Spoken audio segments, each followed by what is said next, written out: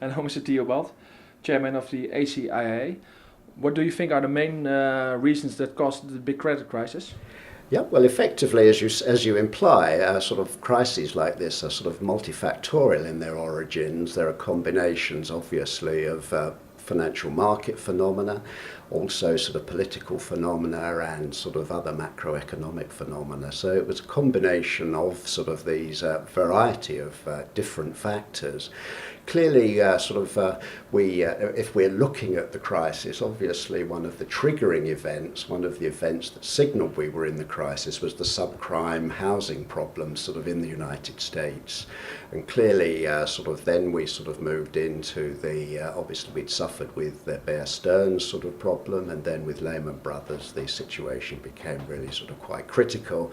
And also what happened then was there was a movement out of the financial markets into the real economy, and these now we're actually sort of moving into actually the second wave, the sovereign crisis. And at the EFFAS summer school, we've had a number of presentations on various aspects of these differing dimensions, effectively.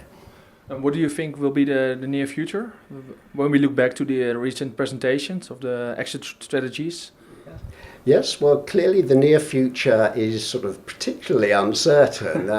We always have problems forecasting into the long-term future. At the present time, it's very difficult even to predict exactly what's going to happen in the shorter term. Clearly, in some economies, we've got some evidence of recovery, perhaps weak recovery. But the problem is, as a result of the sovereign crises that we've had sort of in various parts of Europe, in particular Southern Europe, we have sort of a number of issues now that need quite significant or governments believe need quite significant austerity programs.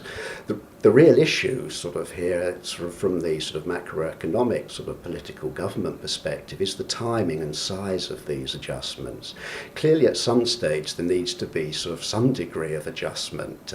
For example, in the UK we have very large deficits and large amounts of debt, but at the same time it's how rapidly we do this and the magnitudes of these changes. There's always rather a large danger, I always think, in making very dramatic and large short-term changes, in that the shocks can often be somewhat unpredictable as to their impacts, particularly upon the real economy, but also the feedback effects between the real economy and the financial markets. Do you think the Eurozone will stay intact? An interesting question. You're obviously asking an Englishman this, and he has slight biases from this perspective. Clearly, the situation in Greece would be somewhat easier for the Greek nation if they weren't part of the euro. There would be particular strategies which they could actually adapt and adopt.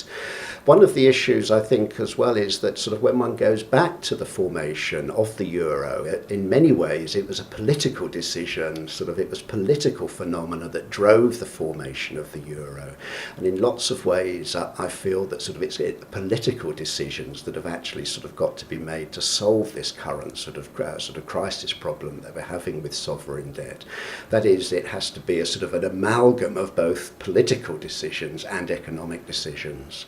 Do you think it's realistic to foresee a future with economic and political balance?